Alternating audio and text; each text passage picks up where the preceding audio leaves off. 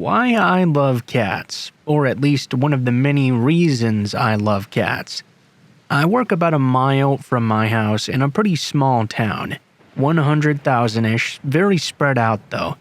I grew up in one of the largest cities in the States, so living here has been kind of a bit of culture shock. It's very easily accessible by walking, so I pretty much never drive. About a half year ago, I had just finished work at around 1 a.m. Nobody is ever really out past 8 or so here, also a huge shock coming from that big city. So the park I walked through was utterly deserted. Mind you, I live in one of the safest countries in the world, not America anymore, so it's easy to forget just how vulnerable you can still be as a small female.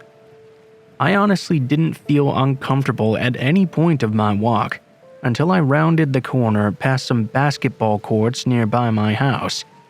I was still about 2 minutes away from home, and this stretch of my walk was pitch dark. The moon was massive that night. While I had welcomed its light at the beginning of my journey, in the absence of any streetlights, it actually made things look pretty eerie. I had walked this path before hundreds of times, but tonight for some reason, something felt off. I'm not a fearful person in any sense of the word, but I was suddenly really on edge. And then I saw it. A van in the parking lot next to the courts, with its side door wide open. I picked up my pace a little and kept an eye on that van. There are usually cars in that parking lot. I live in a tourist town and backpackers often stay in their vehicles to save money. But I had never seen one with its door hanging open like that in the middle of the night. Not ever. I was so focused on that van that I missed a man walking out from the trees near the courts until he was a mere 30 feet behind me.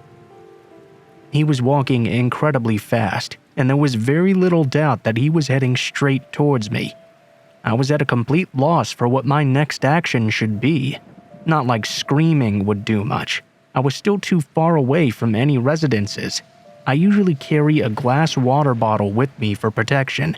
We have very strict laws on weapons here. But it turns out I had forgotten it at work that night. My phone was completely dead.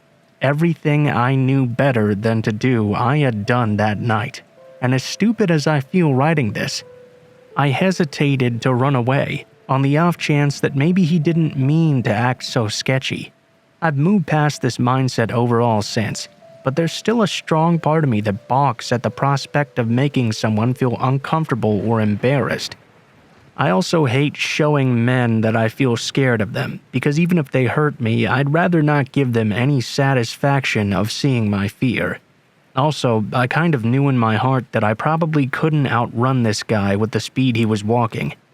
I was overthinking every little thing. I saw a little dark blur darting across the library parking lot at the back of the courts. I didn't even register what it was at first. The whole situation was so surreal. The guy was behind me now, and judging by his footsteps, he had not veered course at all. I quickened my pace a little, felt out my keys in my purse, and slipped them in between my fingers. I heard a slight jingling noise, and then everything suddenly made sense. That blur I'd seen was Apollo, a large black cat that often walked with me on the home stretch after the park. Tonight, he was doing that weird cat run, where they got real low to the ground with their ears hung back. I had an impression he was very angry, but he was moving too fast for me to see his face properly as he rushed right past me. I kept on walking at my fast speed, but suddenly I could hear the heavy footsteps were now retreating. I didn't dare to look back and kept moving forward as quickly as possible. Apollo suddenly appeared by my side, still staying low to the ground, and stopping every few feet to look behind him and hiss. Then he would do his weird cat run to catch back up with me. He walked the entire way home with me as he had done many times, but I had never seen him act like that. As we neared my gate, he visibly relaxed and flopped onto his back. I coaxed him inside before giving him some big hugs and head bumps. After that, I stopped walking home by myself at night, and still saw my sweet little cat friend very often. I never saw him behave that way again though. Apollo unfortunately moved away 3 months ago. I still miss my little buddy and often think about how strange that night was. I wish I'd turned around to see what he did to chase the guy off. I've heard many stories about dogs protecting people, but rarely ever any about cats. My own little girl would never do anything like what Apollo did. So, to the parking lot creeper, let's not meet. And to Apollo, I hope to meet you again one day.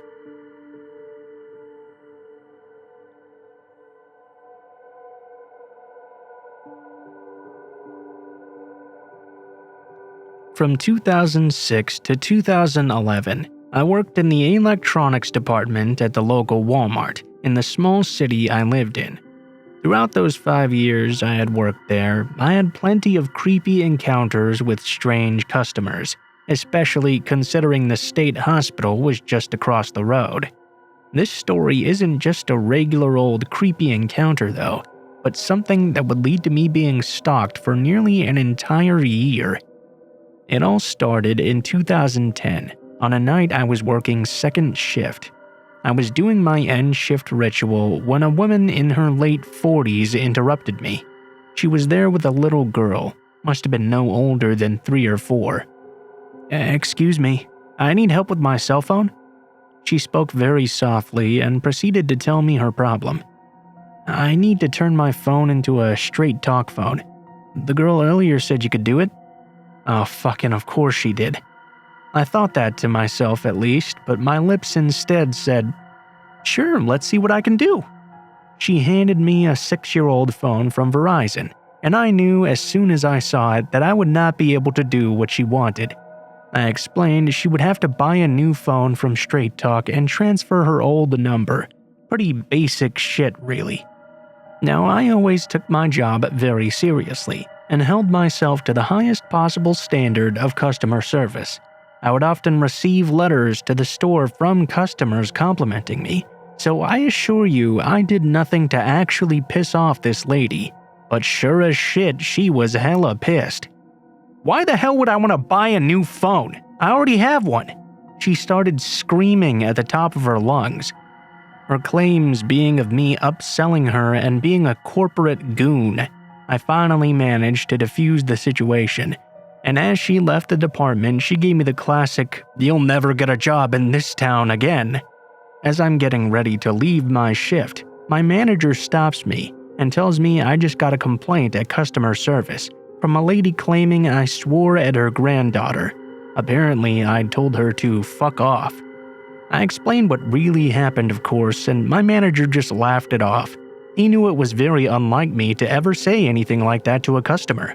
I wish the story ended there, but then of course I wouldn't be writing this. For the next several weeks, I would get complaints about things I'd never done, sometimes even on my days off. I would come into questions from my management nearly every day. It was all complaints ranging from me being rude to a customer, all the way to me doing drugs in the parking lot on break. All of these complaints were of course coming from 2 women. As it turned out, it was cell phone lady and her adult daughter. It turns out they had even been scoping out my work schedule and started coming in nearly every day. They would walk through electronics to make sure they saw me and I was there. And then later that very same night, I would have a new complaint. This happened for months. It happened so much, management deemed her my favorite customer. To be honest though, I didn't care much. Actually, I even thought it was pretty funny and a bit pathetic. I never got in trouble and everyone knew these ladies and just blew it off. I started caring though when she took it to a whole new level. She started to follow me around. I would see her when I was around town. She started to make it clear she knew where I lived and would regularly start to walk by my house. I would see her standing out front, just staring into my place. I began getting complaints to the city about my property. Grass too tall, old shed in my yard, my fire pit, basically everything. She even found out my girlfriend's name and began complaining at her job too. I knew it was her. She would make it so clear and obvious she was following me. Sometimes she would stop in and ask me questions at work and act like the nicest customer. Then she'd drop hints like, "How's your girlfriend?" or my favorite, How can you afford that big house on your little Walmart wage? For about 7 months, she stalked and slandered me. I started telling her I knew what she was doing and to stop, but she played it off and I couldn't report her. After all, she'd never once threatened me. She was just making my life very hard. By this time, everyone in my life knew about this nut job. One night, I'm grabbing dinner with my friends from work and we're joking about it, when someone offers a suggestion. Well, what if you just counterstalk her? At first, I thought it was a terrible idea, but they convinced me it would work and they would all help me. So we hatched a big plan like something you'd read on Pro Revenge. And it went as follows. Find her job, find her name, find her address, make complaints in the same manner as her, find out all the rumors she's told about me, make it clear we know, and show her that unlike her, we have numbers. I found out her information easily enough. Turns out she didn't live anywhere near me. And it also turned out I was friends with a few of her coworkers. They would keep me informed on the crazy shit she said about me and even try to rein her in, and we began doing exactly what she was doing to me. We did this for about 4 months. The more we dug into her life, the more I found out about just how obsessed she was over getting me in trouble. She'd made reports I assaulted her. She encouraged others to falsely report me and follow me too. She told police I was a potential drug dealer. In the end, we won though. She started putting together that there were 6 of us digging deep into her life and asking many questions about her. My last month at work, I didn't get a single complaint. In fact, I never saw her anymore. The day after I quit though, I heard she started in the store complaining about a new person after asking one of the managers why I quit.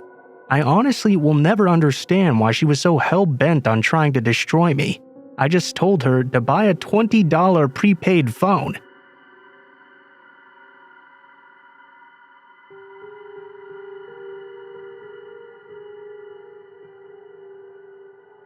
I'm not sure if this was a trendy thing for anyone else in the early to mid-2000s, but when I was a child during this time, it appeared that many characters in books, films, and TV shows all had pen pals, distant figures with whom they were best friends and to whom they scribed whatever was going on in their lives. One of these TV shows, Grange Hill, actually featured an episode where a girl met up with her pen pal, who turned out not to be a French boy her age, but a creepy middle-aged man who shoved her in the back of his van. Apparently, though, I didn't let this sway me from seeking out a pen pal of my own. I searched up pen pals in Google and clicked on the first few sites. The one that I settled on already had a list of children's names, ages, locations, small bios, and even an email address. I scoured the page, but couldn't find anyone my age. The youngest girl was Lot, aged 12 from Amsterdam, so I clicked on her email address and tapped out a cheerful message, telling her that I was from the UK and that I was only 8. I was really mature for my age though, so please be my online friend. I remember she responded very quickly. She told me it didn't matter that I was 8. She liked younger girls better anyway. Retrospectively, that's a very creepy thing to say, but I was 8 and very naive. We very swiftly struck up a friendship, and we would email back and forth all the time. I told her everything about my annoying friends at school, my parents fighting, my love for Jacqueline Wilson books and Doctor Who. Like the idiot I was, I even told her the county I lived in and the town. I did not give her my address, but I was stupid enough to send her a picture of myself. She didn't send anything back though, and I didn't think to ask, because once again I was an idiot. She told me I was really pretty. Things are still a bit fuzzy to remember, but one thing I do remember is that she kept saying she liked my eyes. A few weeks of this goes on. My older sister was the only person who knew, and she told me one day that she was not very comfortable with this. Because she was only older by a year though, I thought I knew better and brushed her off. But she asked me to please at least tell our mom. I didn't want to, but I had this feeling in my gut that I probably should. That evening, I told her. Putting on my most persuasive voice, I tried to convince her that Lot was really cool and nice, but my mom is very protective, and she knew something was wrong. She asked me to see the emails and told me that Lot was not a girl. She was a man preying on me. She pointed out the typing style and the email address. She didn't even talk like a little girl, she said. See, Lot's email address wasn't something simple like @hotmail.com, @gmail.com, or @yahoo.com. It was something that, according to my mom, was a business name, not something a little girl would have an email with. Her writing style had also drastically changed over the weeks we'd been talking. It had gone from normal to typing like this. This didn't give my mom a very good feeling. She told me to stop emailing Lot, and I lied and said I would. Naturally, though, I carried on, but I was starting to get a bit unnerved. I emailed Lot a few days later, saying my mom wanted her mom's email address. She started questioning me why when she replied, but eventually she did give it up. I was relieved, though in hindsight I should have wondered why she didn't just want to give me it straight away. Maybe I realized this a little bit subconsciously though, because I asked her for a photo of her and another with her mom in return. Again, she questioned why, and asked if something was wrong. I just told her that my mom wanted to know what she looked like. There was no reply for a few days, but then finally I got an email from her. Attached were two pictures, one of her and one of her with her mom. They didn't look right though. They didn't look like normal photographs you just take with your family, if you know what I mean. They looked too polished and professional. I think by this point the unsettling feeling was just getting too much for me to handle. I'm not good at shutting things down with someone even to this day, and I can't calmly and slowly end a relationship or friendship. So I replied to the email with the pictures and told her I never wanted to speak with her again. Well, Lot didn't take that very well. Not well at all, actually. She told me she hated me and that I was hideous. She said a few other nasty things, but what freaked me out was when she told me she would make me as miserable as I just made her. You can guarantee that if I wasn't scared before, I was shitting myself then. I cried and told my mom, who was pissed about me lying, but worried as well.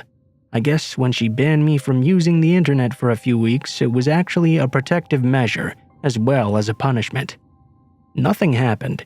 This made me think that maybe I had freaked out on Lot for no reason. Maybe she really hadn't lied.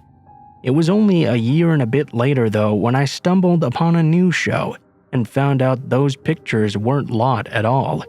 Does anyone else remember an Australian show called Mortified? The photos she had sent me were actually headshots of the lead actress Marnie Kennedy. I'm pretty sure Lot had never existed at all.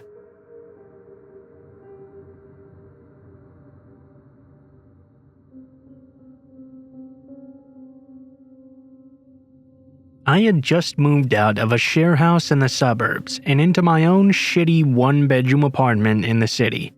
I'm a male, and at the time I was around 25 years old.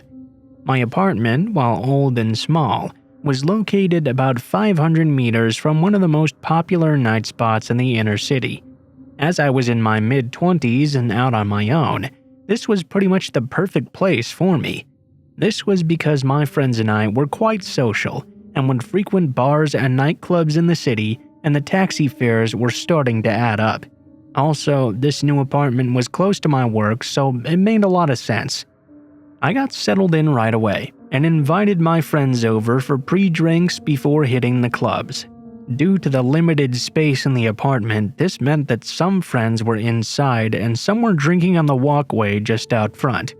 We had the music up and had just started drinking. But between songs, I could hear the couple next door arguing. Now, the apartment was old and shitty, which meant thin walls too, so I pressed an ear to the wall in order to listen in. I hadn't met any of my new neighbors at this time yet, as I didn't take too long to move in, and I didn't really see anyone during the process either, so I was curious. Judging from what I could determine while eavesdropping, they appeared to be a gay couple in their early 30s. One of the men was yelling at the other to go next door and tell us to keep it down. The other was arguing that it was just housewarming and to let it go for the night. Since I really didn't want to cause any trouble for them, I marshaled everyone outside to start making our way to the nightclubs instead and leave my new neighbors in peace. Later that night, I came home alone as I was very tired from everything. I decided to let my friends carry on partying without me. I arrived at my door and proceeded to fumble around for my keys when I looked up to see a man standing on the walkway in front of the next apartment, smoking a cigarette. He was tall and thin with brown oily hair.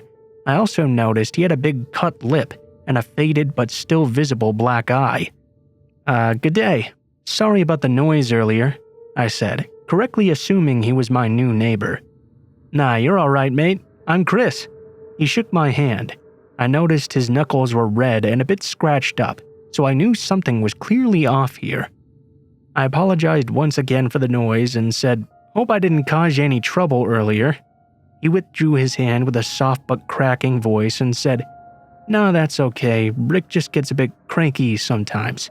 I'm used to it." With that, I finished off the conversation and told Chris I'd see him later. It was about 2 a.m. at this point and I just wanted to sleep, but I couldn't help worrying about the potential domestic abuse going on next door. I decided though that all I could do was keep an eye on it for now, as I didn't have all the info for the situation. For all I knew, he could have gotten into a fight with someone else later on. As the weeks passed by, I noticed that my new neighbors got drunk regularly and would argue severely almost every time. I could also tell that Rick was the dominant one, as his voice was a lot deeper and Chris seemed to be very afraid of him during their shouting matches. This is why I kept my distance and never really socialized with them. I would often overhear them arguing about me specifically, and that Rick thought that Chris liked me or something. I would try to tune all this out with headphones and video games, not to mention an active social life and full-time work to keep me occupied. I did, though, find myself avoiding having guests over because of the neighbors. I would instead opt to meet people out, as their arguments could become quite upsetting. This was working fine enough for a while, until Christmas Eve of that very same year. I was arriving home after having come from last-minute Christmas shopping. I was getting ready for a night of present wrapping, as I was to visit my family the following day for Christmas. As I arrived home, I noticed 2 police cars outside, and Anna, an Asian woman who lived a few apartments up from Chris, was screaming. I asked her what was happening. All she could say was, "It's just so sad," while sobbing. I could see 3 officers trying to restrain somebody, and there was blood all over their uniforms. I came just a little bit closer to see Chris's oily brown hair in the center of the affray. His face was bleeding from his jaw where he had apparently been slashed by something sharp. They got him to his feet, and I could see that the cut in his cheek was so deep that the skin was flapping open as he struggled and resisted with the police. I recoiled in shock and went to comfort Anna, who was crying uncontrollably at this point. Suddenly, Rick's voice boomed out from nowhere. "You see what you've done? You fucking loser! Just kill yourself!" This frightened me, and my instinct was to get myself and Anna to safety. Even though the cops were there, they had their hands full with Chris already, and I certainly didn't want to get involved in such an ugly fight where knives were already involved. Anna refused to come with me though and said she would be fine. I looked around to see where Rick was, as he kept shouting at Chris the whole time the 3 cops struggled to restrain him. I could hear Chris whimpering apologetically in between. I couldn't see where Rick was, so I decided to just go to my apartment and lock the door. As I turned to go, I froze in horror as Rick's voice boomed behind me. "And where the fuck do you think you're going?" A deep chill went down my spine as my brain struggled to reconcile the fact that these words were coming out of Chris's mouth. I felt panic grip me as I realized that this entire time, Rick and Chris were the same person. All the fighting, laughing, drinking, and carry-on that I couldn't help overhearing the last couple months had all come from one solitary person, a lonely guy in his small 1-bedroom apartment. For some reason, this made me sick. I learned later from Anna that this wasn't the first time the police had come out to take Chris away. She explained that he spends a couple of months at the local psychiatric hospital each time. His father owns the apartment, so it's just there waiting for him when he gets out. I moved out a few months later, and while it is a sad situation for Chris, and I really do feel for him, I hope I never meet him again.